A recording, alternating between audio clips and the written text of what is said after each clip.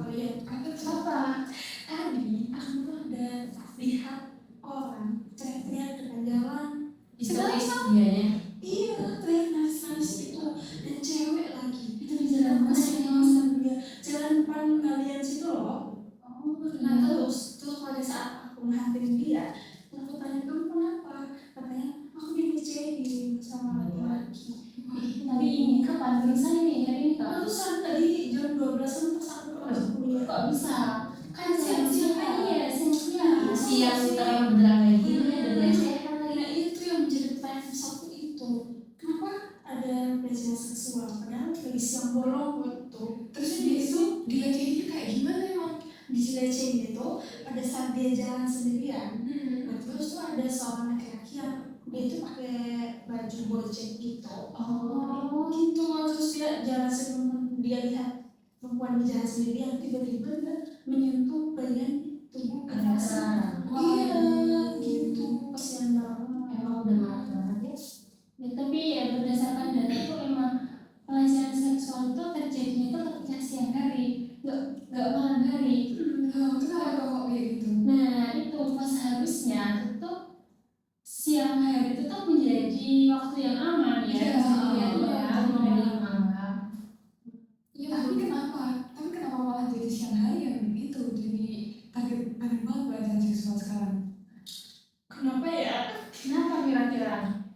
Ya mungkin aja karena kita kan nggak tahu ya pemikiran cowok bagaimana, jadi mungkin aja cowoknya lagi gimana terus ada cewek sendirian, jadi itu salah satu terjadinya pelecehan. Betul juga. Terus yang kedua itu karena jalan itu sepi. Apalagi kalau sepi. Nah belum tuh kata Vina, kalau misalnya nggak tahu siang apa malam pun ketika pikiran itu datang, ya bisa terjadi siang bolong itu, bahkan kalau misalnya jalan sepi kayak gitu.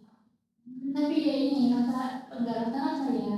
Tapi pelecehan itu juga bisa terjadi di tempat yang ramai. Oh iya.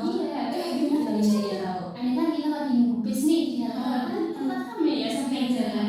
Tapi ini ada orang yang ngelecehin gitu. Kayaknya tiba-tiba atau terus ya biasanya kita tuh misalnya jalannya bukan di jalan raya, terus tiba-tiba ada sekelompok orang laki-laki nih tiba-tiba disenggol. Nah itu kan masuk itu termasuk kan? Iya. Terus kayak ada perempuan di luar sana yang kayak kalau disuruh kayak gitu malah suka. Iya. Kayak pemikirannya ini aku cari jadi bisa gitu kan. Padahal itu salah satu bentuk pelecehan. Kenapa mereka ketahui? Oh jadi gini sih kalau aku simpulin dari pernyataan kalian nih, itu kenapa pelecehan terjadi di siang hari itu soalnya mereka yang para cowok-cowok itu mikirnya cari aman, kayak cewek-cewek kan mikirnya amannya kalau siang, si cowok tuh aman ngelakuinnya pas siang-siang itu gitu, makanya mereka bertiga. Soalnya cewek-cewek tuh ini sih nggak bakalan sih terjadi siang-siang masa sih kayak gitu. Nah makanya cowoknya serbu gitu sih kalau. Iya. Dan salah satu hal yang paling parahnya lagi dalam pelecehan seksual itu, kalian tahu nggak? Pelecehan seksual itu nggak hanya tentang perempuan dewasa, tapi anak kecil. Iya benar. Aneh banget ya sih, parah banget gitu. Artinya juga iya sama. Artinya apa? Indonesia tuh harus butuh banget sekolah gender.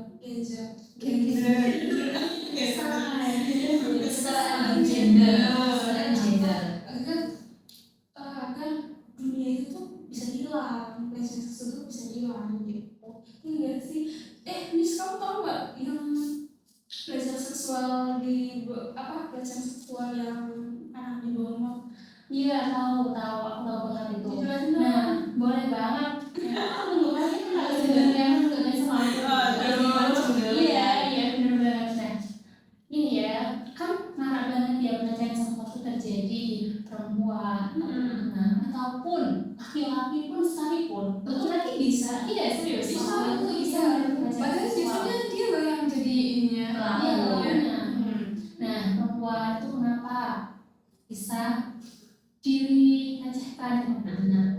Soalnya dari kata nilainya itu perempuan dan anak itu dianggap rendah dibandingkan laki-laki. Gitu kan secara martabat kalau kita lihat ya perempuan tuh emang di atasnya laki-laki itu kan. Sedangkan anak-anak kan juga membutuhkan perlindungan dari orang tua. Nah itu juga mudah banget dilecehin. Kalian tahu nggak berita pelecehan seksual yang terjadi di sekolah internasional di Jakarta? Itulah Di musik itu iya, internasional ya. Itu internasional. udah sekolah. Internasional. Sekolahnya sih gue ajaran sih. Iya, sebenarnya sekolah tuh buat melindungi. Iya, jadi kan daerah sekolah ya, sih kan kayak terjaga nggak sih kayak nggak sampai kok sampai ada. Nah itu ada di Jakarta. Itu anak TK. TK, iya itu apa namanya? Apa ya? Apa aku lupa. Nanti kita cari ya di Google bareng-bareng. Nah itu tuh anak TK diajarin sama pegawai di situ. Ini kelasnya masih anak TK. Sekolahnya internasional. Seharusnya ya sekolah itu tempat perlindungan yang aman bagi anak-anak. Terus internasional udah kelasnya internasional itu mesti perlindungan itu lebih tinggi ya. Harusnya dari segi kayak gitu-gitu.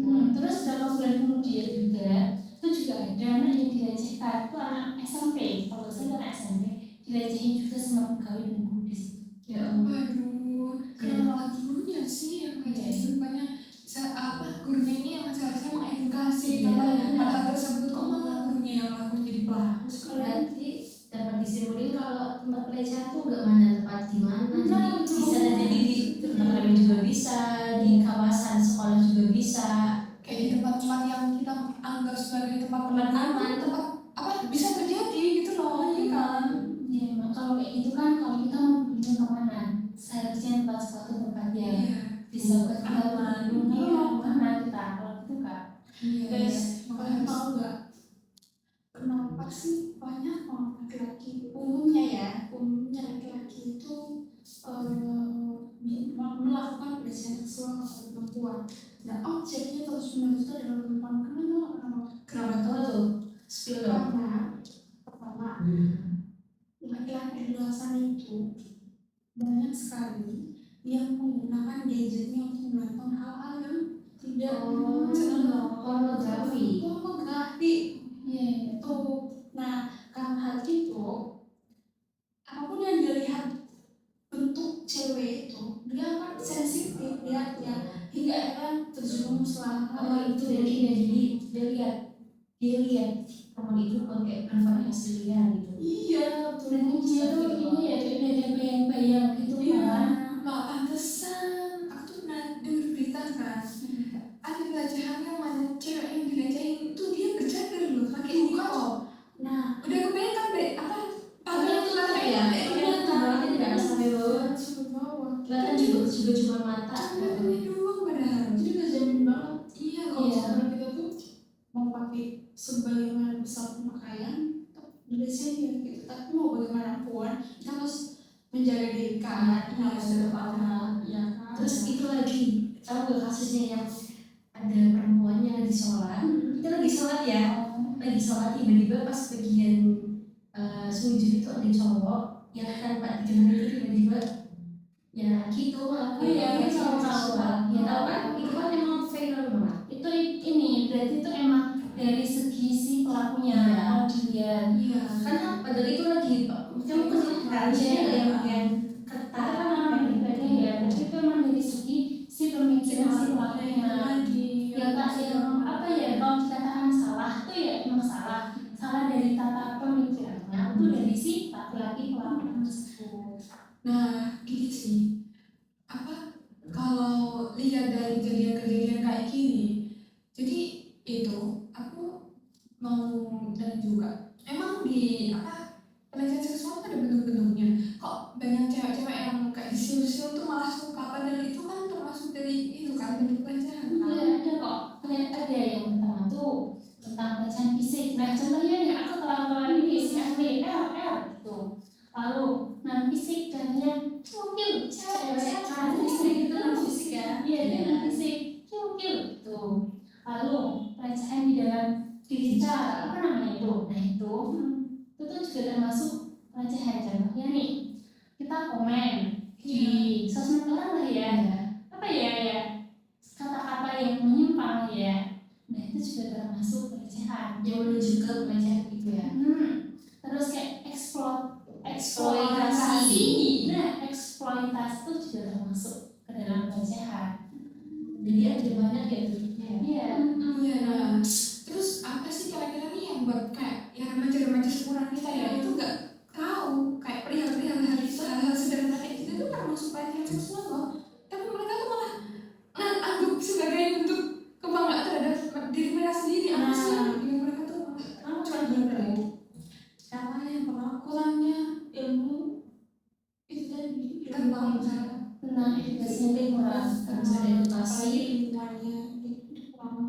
Bahkan ada orang-orang di luar sana masuk kuliah baru tahu kalau ada pelecehan seksual di dunia perkuliahan, baru dia tahu kalau misalnya apa yang dia rasakan dari dulu SMP Ternyata itu ternyata pelecehan seksual. Nah, itu berarti minimnya edukasi seperti yang tadi kalau mengatakan tuh membentuk sekolah kesetaraan gender, kesetaraan gender. Nah, itu cocok tuh. Nah, ini apa? Misalnya udah dilecehin nih, kayak dalam bentuk sesederhana apapun nih, kita kan yang nggak terima ya sebagai perempuan ya. Itu emang ada ini nggak sih? Kayak tempat pelapornya kita arahnya tuh kemana gitu loh? Tentu ada, pastinya ada. Ini tempat perlindungan anak itu juga ada. Biasanya di mana ya? Di sini. Nih kita baca di sini ya. Gimana tuh? Nih contoh guys.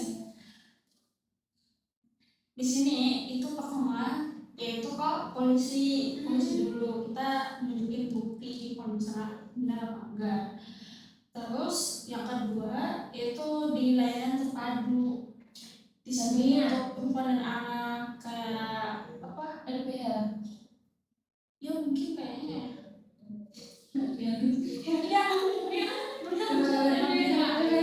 bantuan hukum. Nah di sini itu tuh fokusnya itu pada perlindungan korban seksual. Mereka dapat kayak memberikan perlindungan hukum kayak mengatasi bagaimana caranya nih anak ini bisa kembali semula lagi karena kalian tahu kalau misalnya seorang perempuan atau siapapun itu yang sudah pernah pelecehan seksual itu akan bisa gangguan mental sehingga apa? Sehingga dia kalau misalnya keluar nanti ada trauma sendiri Ada rasa takut. Ada rasa takut. Apalagi kalau di keramaian pasti dia takut dan mikirnya kayak kemana-mana.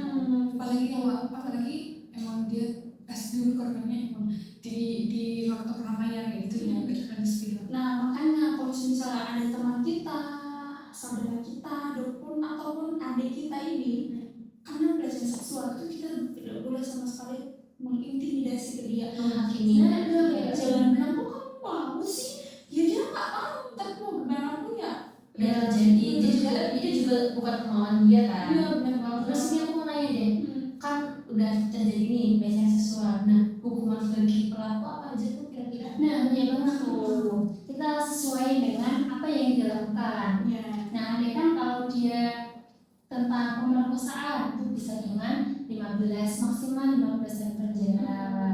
Lalu kalau dengan hal-hal lain apa ya tergantung pelecehan apa dia dilakukan. Pelecehan ya. Berarti kalau misalnya ada yang berat ada yang enggak. Iya bisa juga dirajam itu yang paling parah tuh. Kalau dirajam tuh bentuk pelecehan yang kayak gimana kalau sampai dirajam? Mungkin pelecehan yang kayak sudah berzina. Yang tidak itu udah terlalu parah itu dirajam. Tapi emang bakalan dirajam kalau di Indonesia. Kalau di Indonesia belum tentu dirajam, soalnya kan hukum Indonesia tidak mengenai Hukum Islam ya. Iya, yang dirajam itu Jadi di Aceh Aceh kan? Iya di Aceh itu dirajam. Karena dia Iya, bakal iya, syariat. Iya. Tapi kalau di Indonesia mungkin bisa maksimal 15 tahun. Iya, penjara, juga. harus 9 tahun penjara. Tergantung apa yang dilakukan. Dia tergantung bentuk dari pelecehan itu ya. Berarti kalau itu kan emang udah ada diatur dalam undang-undang kan? Undang-undangnya itu masuk undang-undang apa sih? Nah, untuk sebenarnya untuk pelecehan terhadap perempuan itu belum ada undang-undang khusus yang mengaturnya. Jadi belum terlalu eksplisit. Nah, tapi itu termasuk di dalam ini apa kejahatan kesusilaan. Kalau masuknya itu iya kesusilaan itu tuh diatur di dalam Kitab Undang-Undang Hukum Pidana dan Undang-Undang PKDRT. Tadi kan kita udah panjang banget nih mengenai pelecehan seksual. Iya. Kenapa masih ada pelecehan seksual? Kenapa masih ada pelecehan seksual? Sementara kan Indonesia udah mengatur banyak banget undang-undangnya gitu. Kenapa masih ada? Kalau itu ada banyak alasannya sih. Yang pertama itu banyak korban tidak melapor karena trauma kayak tadi disebut sama kamu kan, kayak si korban tuh ngerasa kalau dia lapor takut nanti aib dia kan menyebar seperti itu, kayak apa tuh mau lapor ke siapa ya, mau cerita ke teman juga takut temennya nggak bisa jaga privasi, mau ke orang tua juga dia takutnya dia tuh ngerasa nggak ada tempat yang aman nih buat sekarang gitu loh. Buat dirinya. Lalu yang kedua, penegakan hukum belum selalu optimal. Jadi kayak penyidikan, terus pemahaman aparat, persepsi terhadap korban dan proses peradilan bisa jadi menghambat. Oh gitu, berarti harus edukasi lagi dong para pihak hukumnya ya. Iya, nggak cuman dari kita misalnya yang jadi korban doang yang diedukasi, tapi juga dari mereka. Nah padahal nih ya dari UIN sendiri tuh udah menyediakan loh tempat kesetaraan gender. Apa namanya? Itu tempat perlindungan anak dan perempuan. Iya, seperti yang disebutkan tadi kan. Iya, UIN tuh udah nyediain. Dan si ibunya sendiri itu pas seminar tuh bilang sendiri ke kita, kalau kalian ada apa-apa misalnya dilecehkan atau bentuk kekerasan yang lain, silahkan datang ke kita, gratis gitu konsultasinya. Dan insya Allah terjaga, walaupun ya si ibunya itu tadi itu kan punya ini ya tangan kanan kayak gitu kan. Tangan kanannya itu nggak tahu, kayak misal itu tadi cerita kasusnya tentang apa, gimana, siapa itu nggak tahu. Dan si ibunya ini tadi ya yang konsultan itu tadi itu tuh udah bilang kayak gini, udah ngejamin lah, walaupun saya ini punya kayak asisten dan lain-lain, misal kok ada korban yang mau konsultasi dan konsultasinya tuh nggak mau di kantor kayak gitu kan, mau gabung di kafe atau di mana, itu nggak bakalan tahu. Saya sejaga itu loh mbak, privasi buat para korban itu. Jadi itu jangan khawatir kalau kita udah nyurahin misalnya kayak pikiran kita atau kesuntukan kita terkait masalah itu ke pihak yang berwenang, itu aman-aman aja. Jadi ini ya bentuknya tuh cuma dalam kedua belah pihak ya. Iya. Tapi yang sering terjadi dan yang sering kita lihat itu yang marak tuh mereka tidak percaya kepada orang lain. Nah jadinya mereka tuh takut banget untuk melapor. Lalu juga yang udah disebutkan tadi, ketika ada orang yang dilecehin, tentu mereka tuh malah ditanyain kok kamu gitu, dihakimin, kayak seolah tuh dia nggak percaya, kayaknya kamu dia mungkin mau soalnya mungkin kamu yang mandi. Iya. Kalau gitu tuh seharusnya kalau kita mendapatkan cerita itu dari seorang korban, maka kita tuh mendengarkan dia. Nah kita rangkul dia untuk bisa tumbuh lagi, untuk berkembang lagi. Kalau ada orang nih yang kena korban pelecehan, nah dia harus mendapatkan perbaikan diri tentang jiwanya dia lah di psikolog. Soalnya kan dari mental dan segi emosinya dia kan bakalan terganggu juga kan. Masih berantakan lah. Orang kan itu juga banyak kasusnya kan, karena yang berawal dari pelecehan seksual terus dia diem, tidak kayak dia tuh nggak mau semua, kayak dia tuh mendem semuanya sendiri loh kan, akhirnya dia depresi. Nah akhirnya bunuh diri.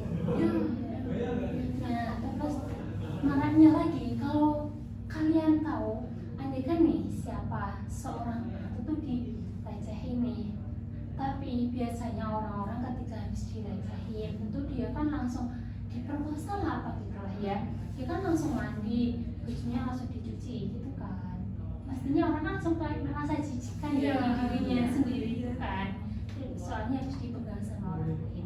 Nah seharusnya tuh dia tuh nggak langsung mandi, jangan langsung mandi baju itu. Gimana tuh apa? Ya itu kamu jangan langsung mandi, kamu melapor dulu, bajumu disimpan. Buat apa? Kita melapor buat bukti. Nah di situ kan kalau ada sidik jarinya Iya, kan dari iya. si pelaku. Jadi kan ya kayak refleks gak sih? Iya. Orang yang jadi korban tuh kayak ya pasti gak udah ternodai gitu kan. Jadi kayak dia mikirnya aku mau bersih-bersih dulu Iya. kayak nyiapin mental juga kan pasti. buat ketemu sama polisi kayak tadi kata Erle itu kan dilakukan ke yang berwajib kan ya emang harus butuh mental dulu buat mumpun nenangin diri dulu gitu kan. Kasian banget ya Allah. Intinya kayak korban tuh jadi terpuruk banget deh, udah jadi korban kayak ini salah itu salah, terus dia harus gimana gitu kan. Ya itu dia seharusnya mendapatkan pendamping ya. Iya. Teman lah ya, teman buat mendampingi dia untuk melapor, tapi temannya yang benar-benar bisa menjaga Jaga. privasinya dia. Kalian kan tadi kan udah jelasin panjang lebar tuh. Iya. Banyak banget Gimana nih guys. tuh caranya? Apa undang-undang yang mengatur? Iya, dan apa sih? melindunginya? Itu udah ya UU TPKS semua. Tapi yang lebih Kayak jelas kita adalah belum masalah terlalu terlalu ini ya kayak biar lebih tahu ya secara eksplisit Iya, apa aja. biar Nah, sebenarnya orang tuh tahu. jadi biar orang-orang tahu. Ya jelas pelecehan seksual nih terjadi. Pelecehan seksual tuh sebenarnya udah diatur nih dalam Undang-Undang 12 tahun 2022 tentang tindak pidana kekerasan.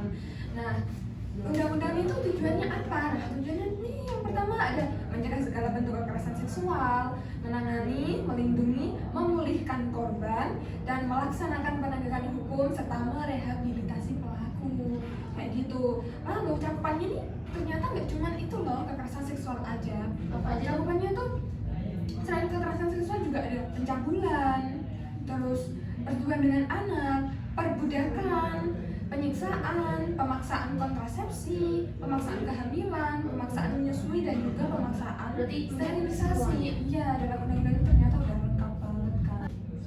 Nanti ini ya, kita juga udah mendapatkan strateginya juga gimana. Iya, perlindungannya kayak gimana, antisipasi buat kita sendiri nih. Iya, Kalau seandainya buat terjadi jaga. hal-hal kayak gitu tuh gimana?